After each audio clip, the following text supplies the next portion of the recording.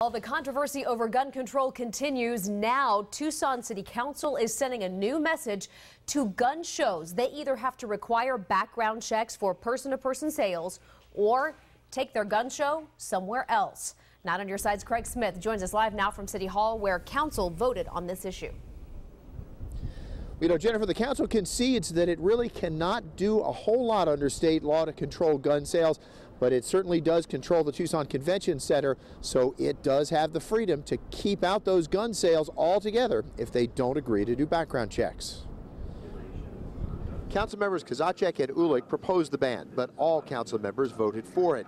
Kozacek says there is no reason the city should book gun shows at the convention center if private sellers there are free to skip background checks for buyers.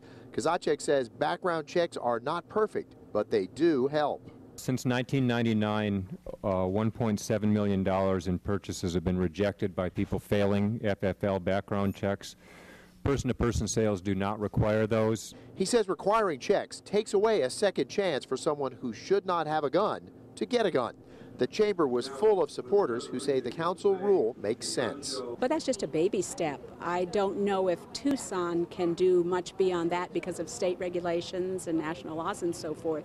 I certainly think in this country we need to go beyond that, and I strongly support President Obama's proposals. Opponents were angry they did not have a chance to speak.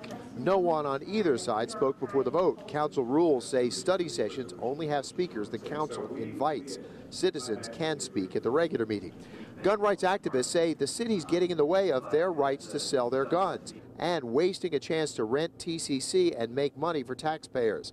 The woman who puts on the shows says she usually pays the city about $50,000 a year, and she'll just take her business somewhere else. Fair to say you don't really need TCC? We don't really, but it's an issue of them stripping the citizens of their Second Amendment rights, and I would think the city needs the funding. Now, are you going to challenge this in some way other than taking your business elsewhere?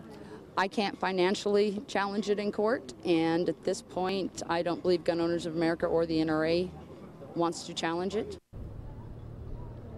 Now, if you look behind me, you can see there's a pretty big crowd already starting to gather. You can count on them giving the city council an earful in the public session when they are allowed to speak to the members of council and tell them what they think. Craig, if the public wanted to convince the council to reverse this plan, could they do that? Well, you know, the council does seem pretty set on this course of action, but potentially there is technically there is a possibility, because the action is really not official until there is a formal resolution ready for a formal vote in about 2 weeks from now. We'll see if anything happens between now and then. Craig, thank you.